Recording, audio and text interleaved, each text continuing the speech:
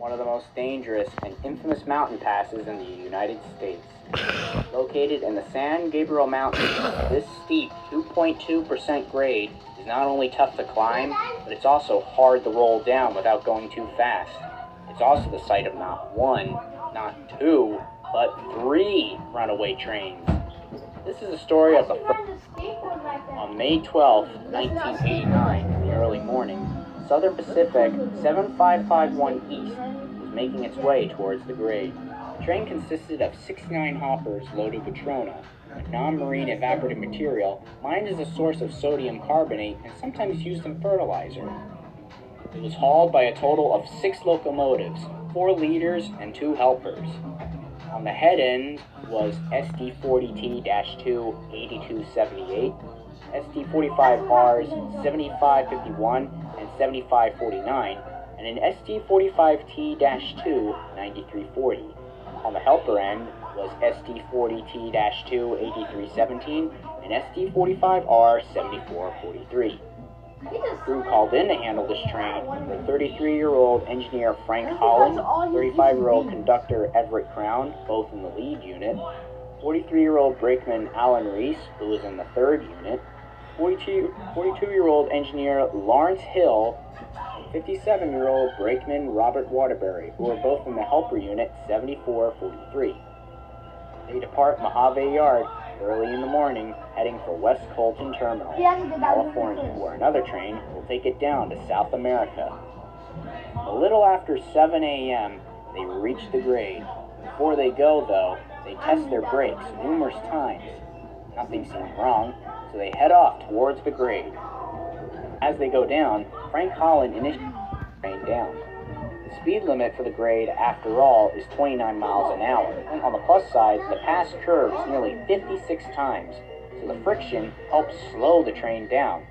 Still, they apply their air brakes to hold it at a constant 25 miles an hour. Something odd happens. Despite the air brakes, brakeman Crown notices that the train is slowly creeping up to 30 miles an hour. Slightly speeding, but then it creeps up faster, 35. 40, 50, even 65. At that point, they try and throw it into emergency, which kind of works, but it's not enough.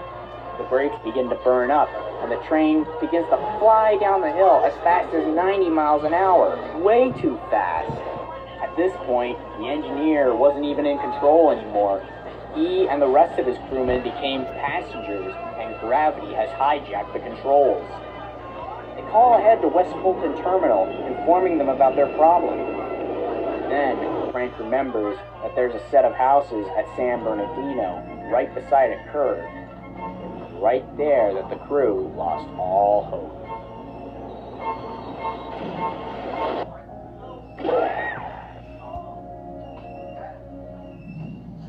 Reverse, right.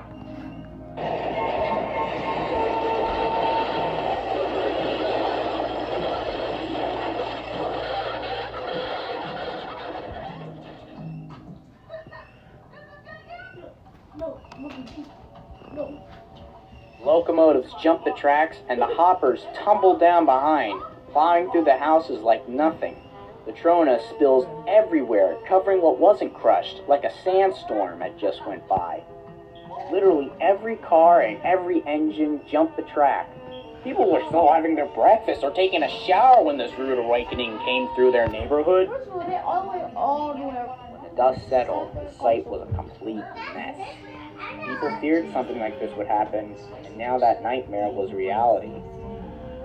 Some people were even buried in what was once their homes. Even a swimming pool was no match for the train. The lead engines that suffered the worst damage lay upside down or on their sides, still smoldering, while the 2 helpers were mostly upright from the crash.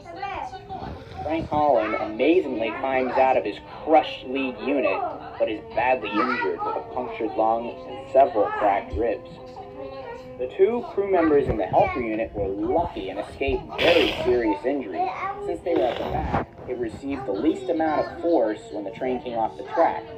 They desperately called dispatch for emergency services. Sadly, conductor Crown was fatally killed in the lead unit, along with Alan Reese in the third. Additionally, 2 other people in their homes were killed, including 7-year-old Jason Thompson and 9-year-old Tyson White, who were crushed and asphyxiated when the train destroyed one of their houses along Duffy Street. In total, 4 people died, and 7 were injured. And everyone asks, how could a train run away like this? Why? Vandals, inked air hose, faulty brakes, a split. Well, before that could be answered, there was still more trouble. No one realized that the train derailed on an underground gas pipeline buried 6 feet underground. The train didn't break it, however, but after the engines and the cars were cleaned out and removed, on May 25th, at 8 in the morning, a dope in a backhoe was cleaning the spilled trona. But despite the clear markings in the ground on where the pipe was, the operator accidentally made gashes into